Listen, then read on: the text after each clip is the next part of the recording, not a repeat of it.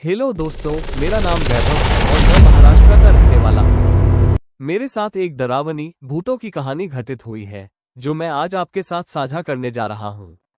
तो दोस्तों, हुआ कुछ यूं था कि अभी मेरी उम्र 28 साल है। मैं महाराष्ट्र के नागपुर में पढ़ाई करता हूँ और एक जिले के एक छोटे से गांव में रहता हूँ। मेरे साथ जो घटना हुई थी वो बहुत डरावनी है। ये प्रसंग मेरे साथ तब हुआ था जब मैं कॉलेज के फाइनल ईयर में था। जब मैंने बीकॉम के 5वें सेमेस्टर की परीक्षाएं पूरी कर ली तो कुछ दिनों के लिए छुट्टी लेकर गांव जाने का फैसला किया। यह फैसला करने के बाद मैंने 4 से 5 दिन बाद गांव जाने का निश्चित किया। अब मैं आपको बताता हूँ। मेरा गांव एक छोटा सा है जो नागपुर से सटे एक जिले में स्थित है। मैं अपने गांव का नाम नहीं लूंगा, इसे गोपनीय ही रखूंगा। मुझे उस शाम बस से जाना था, पर मेरे साथ कुछ ऐसा हुआ। बस शाम 6 बजे की थी और मैं 5:50 पर अपने कमरे पर पहुंचा। मेरा फ्लैट नागपुर में मेडिकल चौक मेडिकल स्क्वायर पर है। वहां देर से पहुंचने की वजह से मुझे तैयारी करने में भी देर हो गई। इस कारण शाम 6 बजे वाली जिस बस से मुझे जाना था वो छूट गई।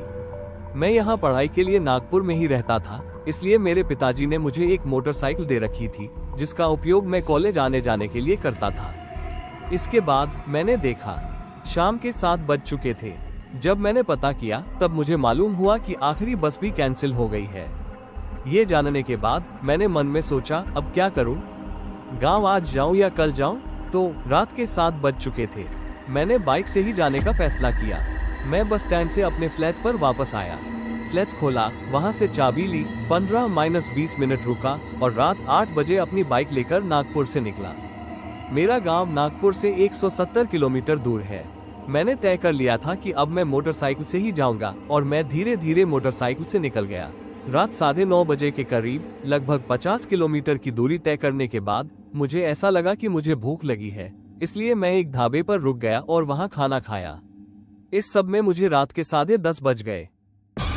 रात 12 या 12:30 बजे के आसपास मैं अपने गाँव के पास पहुँचने ही वाला था।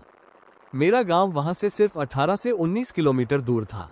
दोस्तों, मेरा गांव नेशनल हाईवे पर स्थित नहीं है। नेशनल हाईवे से एक छोटा सा कच्चा रोड मेरे गांव को अंदर जाता है।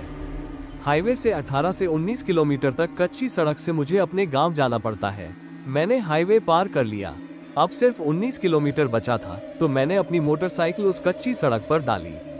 रात के करीब 12:10 हो गए होंगे, तभी मेरी मोटरसाइकिल अपने आप धीमी चलने लगी। मुझे लगा पेट्रोल तो खत्म हो ही नहीं सकता, क्योंकि नागपुर से निकलने से पहले ही मैंने गाड़ी की टंकी फुल करवा ली थी। फिर मैंने पूरी स्पीड दी, गाड़ी तेजी से भागने लगी। तभी मैंने देखा कि एक बहुत बड़ी परछाई मेरे सामने 200-300 मीटर की दूरी पर खड़ी थी।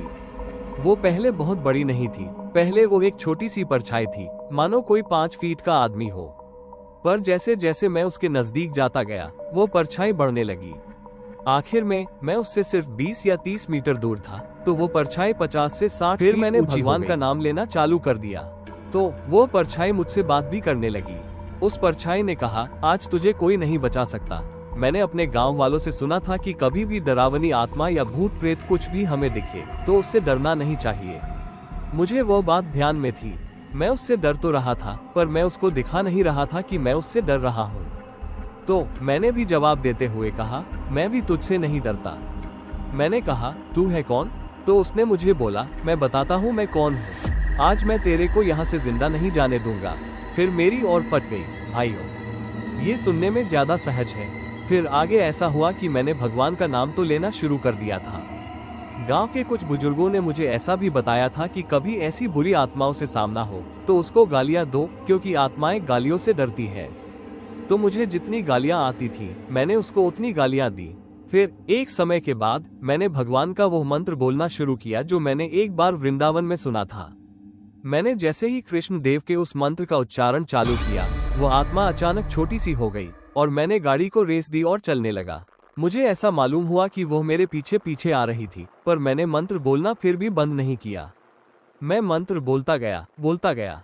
फिर एक बिंदु आने के बाद करीब 500 मीटर आगे जाने पर वह आत्मा अचानक गायब हो गई। ऐसा कहा जाता है कि भूतों का एक विशिष्ट क्षेत्र स्पेसिफिक एरिया होता है और वे उस विशिष्ट क्षेत्र में ही दिखाई देते हैं। मतलब वो उनकी जगह होती है। मुझे लगता है कि उसके आगे उसका क्षेत्र नहीं रहा होगा, इसलिए वो मुझे दिखाई देना बंद हो गई। पर उस दिन मेरे ऊपर कृष्ण भगवान की ही कृपा थी कि मैं बच गया। फिर मैं जैसे तैसे पूरी स्पीड में गांव आया। मैंने अपने घर की घंटी बजाई, कोई खोल नहीं रहा था, तो मैंने जल्दी में दरवाजे को जोर जोर से बजाना शुरू कर दिया। मेरी माँ ने दरवाजा खोला और बोली, इतनी क्या हड़बड़ी है, क्यों बजा रहा है जोर जोर से दरवाजा? फिर मैं अंदर गया और सीधा पलंग पर जाकर लेट गया। मेरी माँ मुझसे पूछ रही थी क्या हुआ, पर मेरे मुंह से शब्द भी नहीं निकल रहे थे। मैं एकदम स्तब्ध, शॉक्ड हो गया था। कुछ देर बाद मैंने पूरा किस्सा अपने घर वालों को बताया, तो मेरे घर वालों ने भी बताया कि वहाँ वो बहुत से लोगों को देखी है और कुछ लोगों को तो उसने नुकसान भी पहुँचाया है। तब से मैंने रात को गाँव जाना बंद कर दिया है। अब अगर मुझे गाँव जाना भी होता है तो मैं रात 9 या 10 बजे से पहले चला जाता हूँ। ये था दोस्तों मेरे साथ घटा हुआ एक डरावना अनुभव। ऐसे ही वीडियो देखने के लिए हमारे चैनल को सब्सक्राइब कीजिए और बेल आइकन को प्रेस कीजिए।